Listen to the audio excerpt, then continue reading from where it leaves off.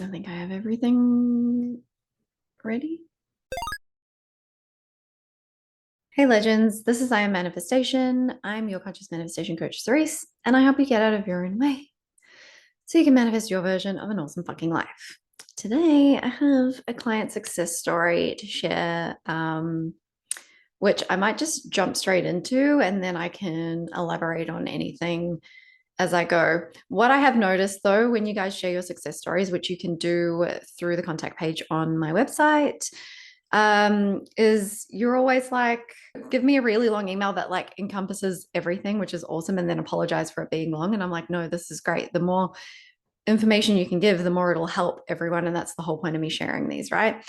Or you'll give me like a really short success story just because you don't want to make it a really long email. And things that are really helpful for you to share, if you feel comfortable to, of course, is the times that you struggled and what you did to get yourself through those things, how you came up with your affirmations, things like that, like what made the process easier for you, because that might resonate with someone more than another success story. Because even though we know that it's thinking in line and flipping opposing thoughts that are the main things, and then everything else is to help the process, we all work a little bit differently.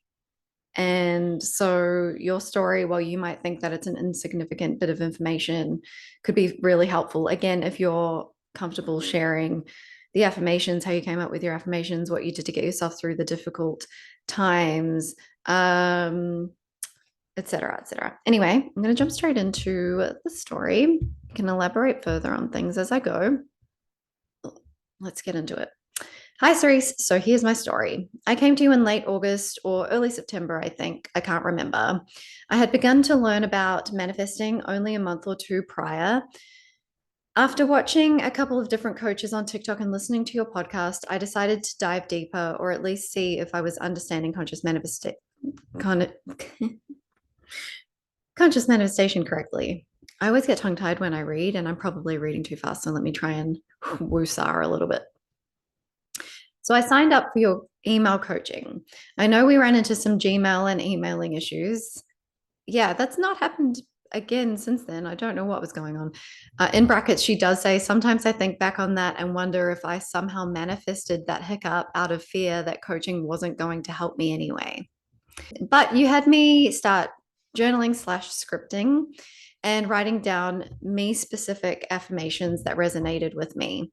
So, self concept affirmations. I think you also suggested making my own sleep tapes. Can't remember. Usually, when people mention it, I'll say that it's like okay to do those things. I don't recommend listening all night. The reason being, so you backtrack a little bit, you can use just a free recording app to record your own voice saying your affirmations. That's totally fine. My advice is to not make them longer than an hour and a half. That's the same length I use for my subliminals on my website if you're interested. I also have shorter affirmation videos on YouTube if you haven't already seen those. They're some of the first videos I made. But the reason why you don't want to like generally be listening to them all night is because you do need to give your brain a rest, particularly when you're consciously manifesting something. That's going to take more energy as you change your thought patterns around the thing that you want. It does use more energy. It's easier for the brain to think the things it's always thought. So when you introduce something new in, it uses up more energy in order to make those changes neurologically. And not only that, but you should be resting from all of the stimuli you're taking in around you constantly anyway. Like your brain might filter out the things more specific to what you're thinking, but you're still taking in a lot of that. You're just focusing in on the things that are more in line with where your thoughts are at, good or bad. So, an hour and a half is a decent amount of time to kind of get you into a restful sleep. And then you want to give your brain some time to, it's like, let me use this analogy. I don't know if I've made a smaller, shorter video on this on my Instagram and or TikTok yet. But if you think about when you download updates to a device like a phone, your device usually needs to restart. I want you to think of your sleeping time as that. So you're downloading, you're uploading new information to your mind constantly through the day when you're consciously being aware of your thoughts and not just letting them run on the subconscious autopilot. And then you need to restart your machine. And every night when we sleep, that's like our built-in restarting of our body, the machine that we walk through life in this world in. Long explanation for something that I probably could have said more concisely, but hey. Short recap of my old self circumstances. I was engaged at one point to SP1, who I had been with for 4 years. Out of terrible self-concept, I believed I was never good enough for him. That in turn mirrored back to me a fiance who couldn't make time for me, basically ignored me, even living under the same roof, and was emotionally checked out. I left the relationship feeling completely broken. Over the next 1.5 years, I did unconsciously manifest him back twice, but it would only last a couple of months before it was a mess again. I hadn't changed. After being apart for another year, I started to wonder and even vocalized to him that I thought he'd be happier with someone else, that maybe he'd want to give that loving attention to the right girl because that wasn't me. In brackets. Guess what happened? Third party entered the chat. I was heartbroken.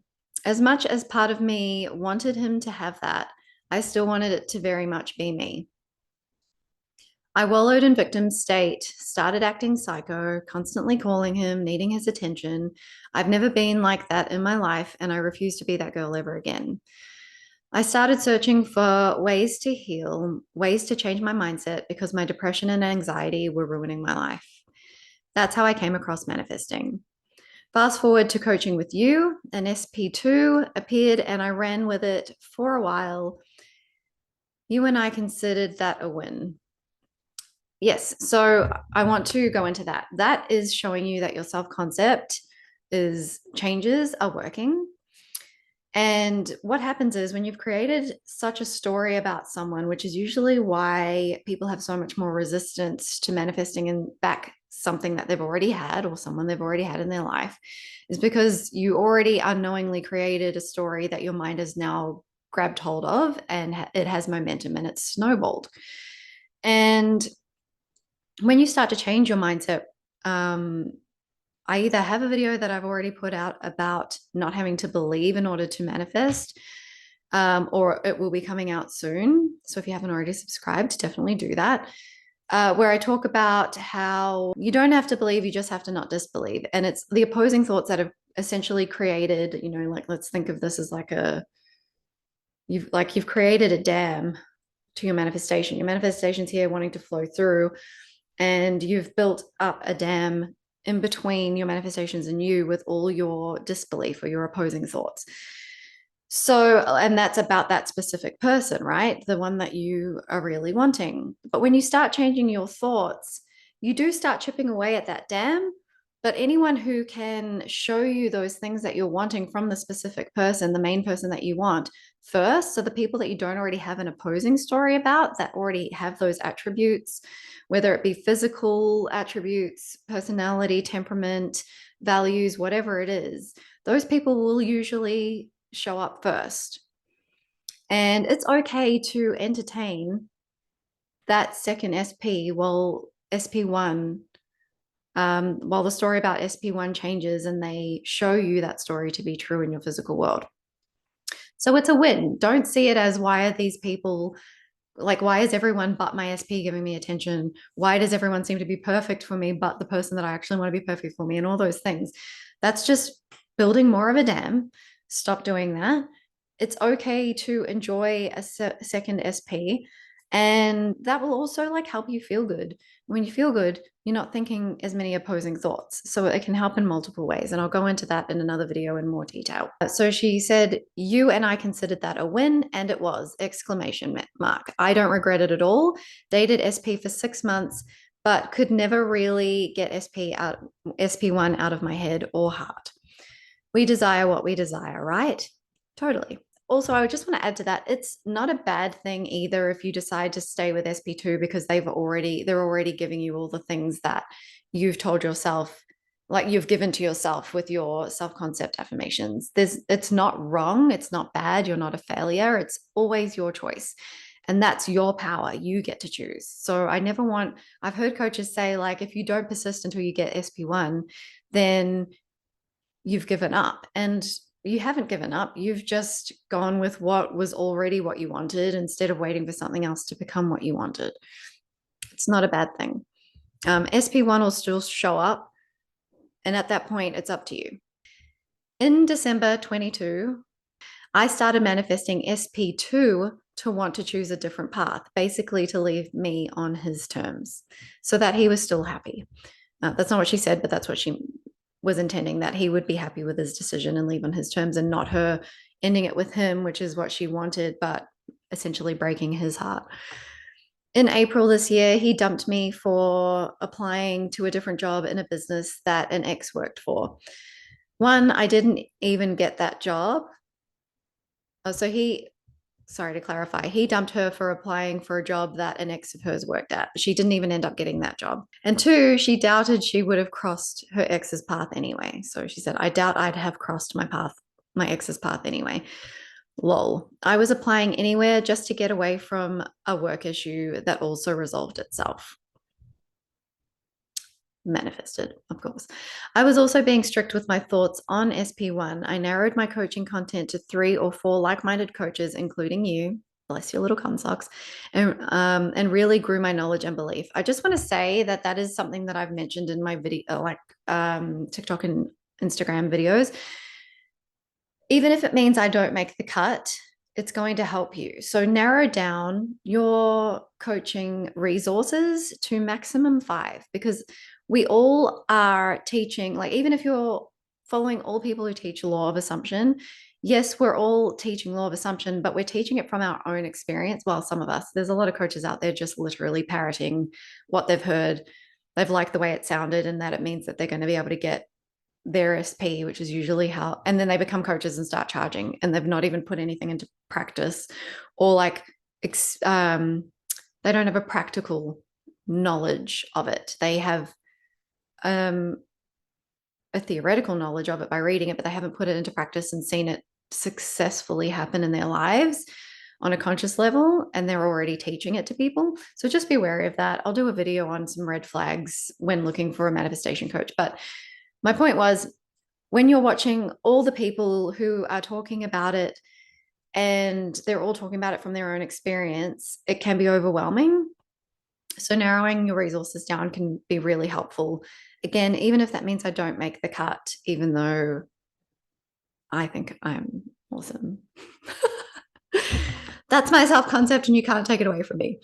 I continued to script. I listened to sleep affirmations, sometimes of my own, whatever made me wake up feeling good. I also just decided that this was going to work, and I don't care how long. It's really good to not be attached to the time, because focusing on how long you've been manifesting something does create more time between you and that thing, person, or situation.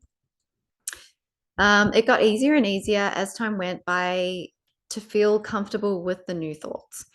I wrote myself a letter from either future me or someone else about all the reasons why SP loved me and how amazing I am.